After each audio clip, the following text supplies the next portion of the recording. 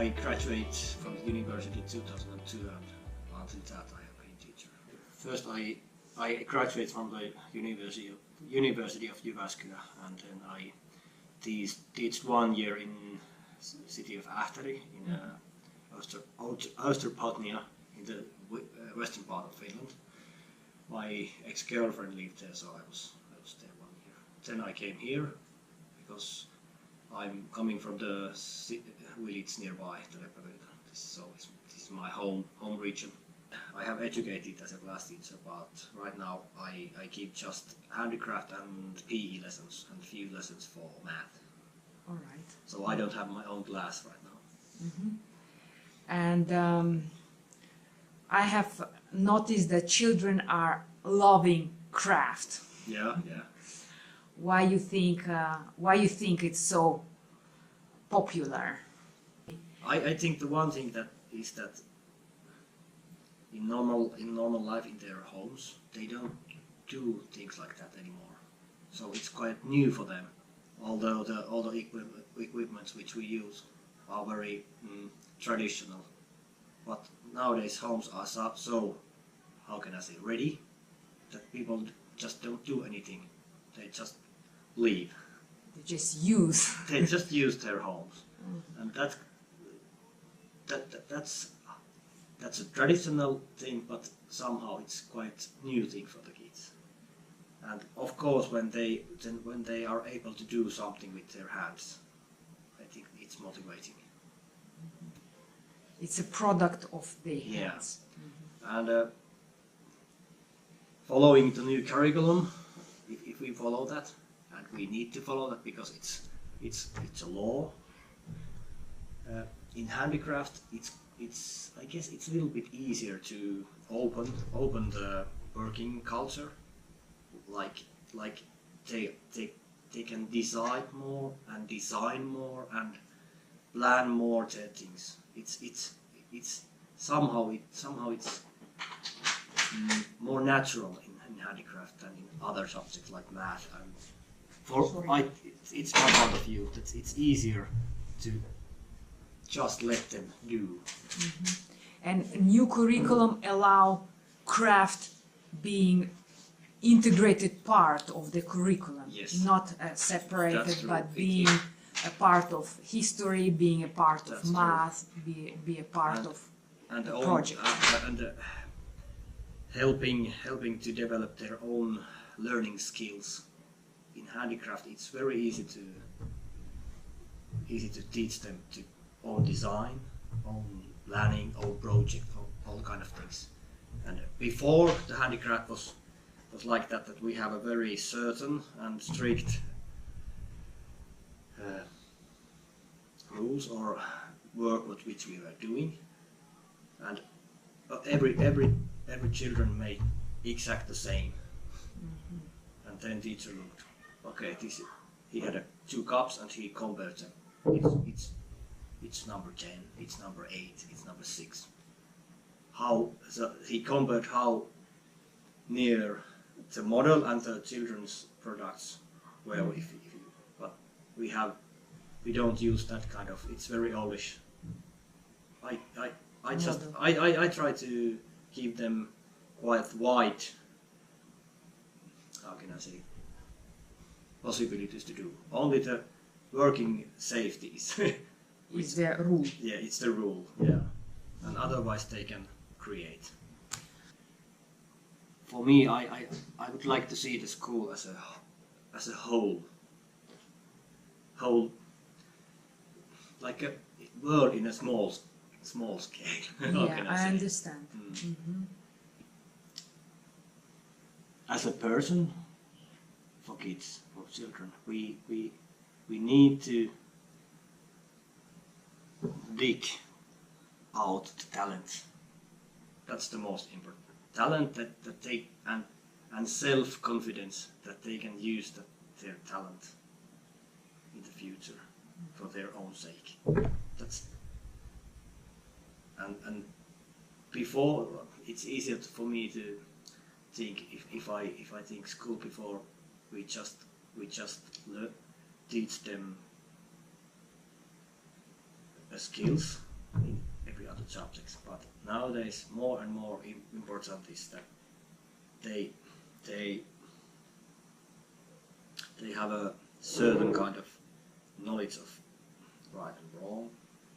They have a self-confidence. They have a needed emotional skills, because it feels like for me that every year when the new first graders come, they have fewer and fewer that kind of emotional skills. They can't prevent anger, depression and things like that. We have to help them in that emotional skills, motivation, and a certain amount of basic knowledge, of course. But what is the certain amount? I don't know how much we need to teach. I think that we adults, we know something more about life. I'm not sure is it the right, but we have little more life experience, and we have my ideas go around that. And we have a one chain in a long chain of generations. So we have to teach that basic knowledge which generations before have find out, like learning, math, basic things in math, history, reading, writing. Reading, writing. But after that, we should keep more freedom and space for them to build their character. Yes.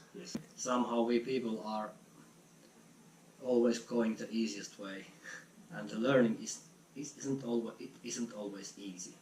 Sometimes it's hard work, and even it can feel it's hard and frustrating even if you really want to learn something. Otherwise, the brain doesn't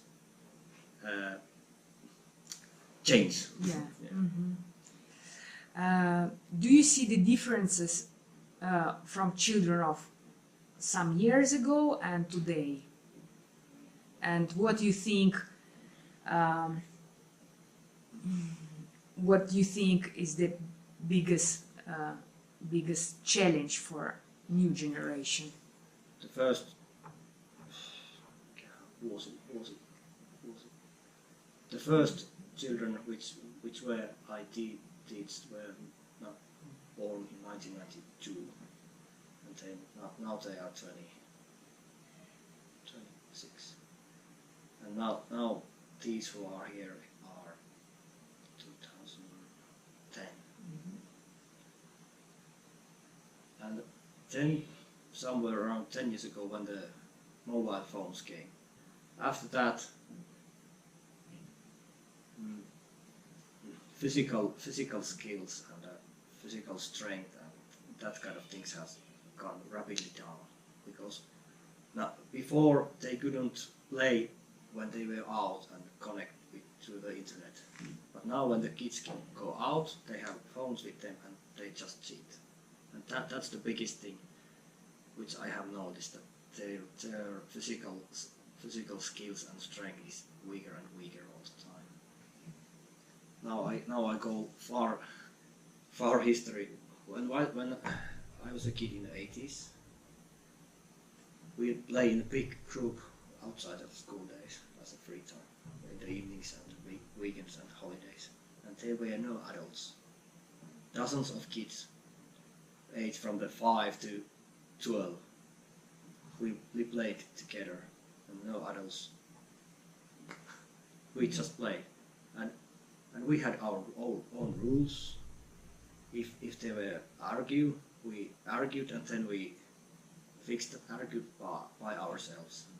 Nowadays that doesn't happen anymore, because children doesn't play in the big groups, and when they come to the school or in the preschool, they are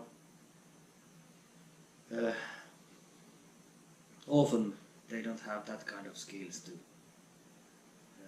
work in a big group or survive or handle problems and solve the problems. and we have to start to teach these kind of things. I think that has changed a lot, because before we learned it quite a natural way, experience in our own place.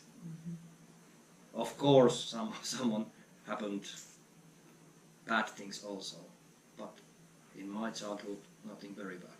Nobody died or hurt. All right. What is the discipline mean for you? Discipline is olemminpuolinen kunnioitus. It's honor from both sides, I guess. Respect, when teacher respect pupil, for example, and the pupil and respect. vice versa, yeah. That's the discipline. Before, when I was younger teacher, I was more strict, but nowadays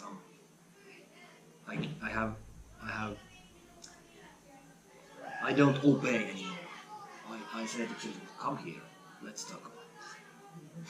So you don't want any more a control, but you want a respect. Yes. For relationship. Good. And concentration. It's the point. It's the issue in learning.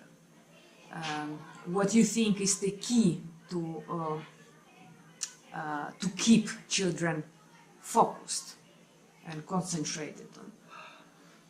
Well, on motivation, but how do you lift the motivation up? For example, handicraft, when we started to do with the Marita's class that kind of middle-age project, I said them, shut your eyes and think about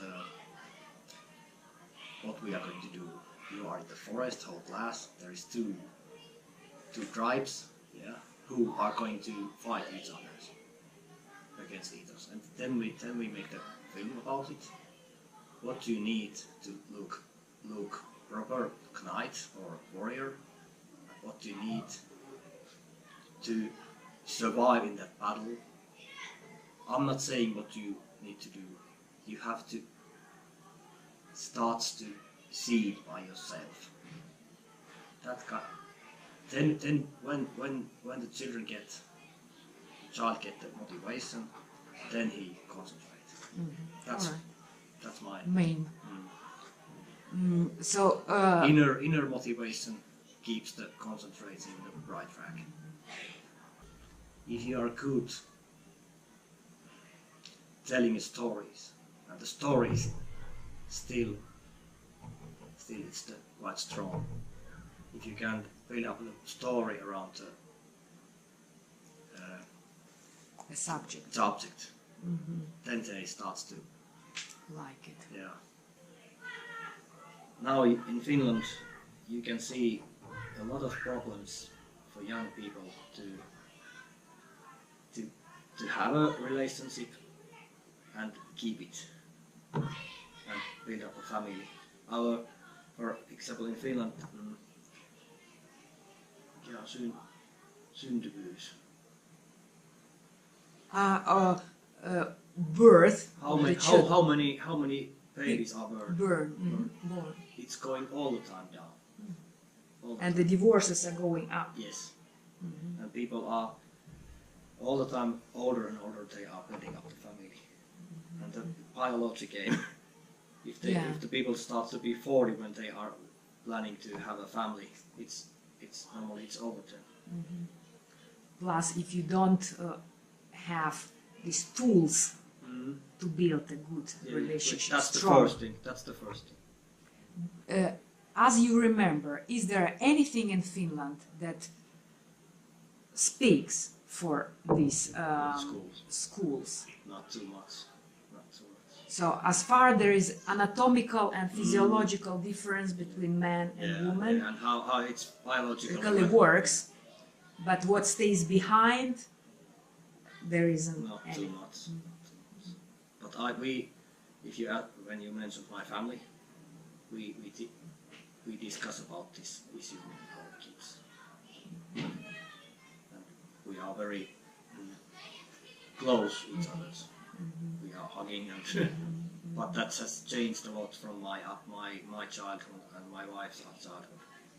Successful young person. I can follow my wife's idea. He can stand the everyday life. No matter what. Which is meaningful for he takes care of himself, take care of studies, work, take care of people around him. Things like that. Day after day and day after day after day, because 99% of the life is normal, Everyday life. And I hope he or she can get the joy of everyday life. For me it has been very difficult. I have always had a big dreams.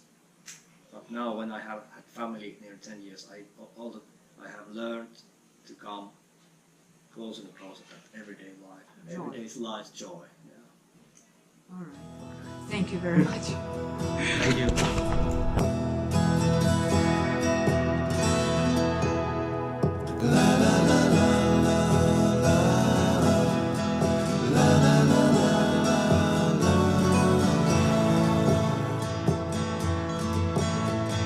La la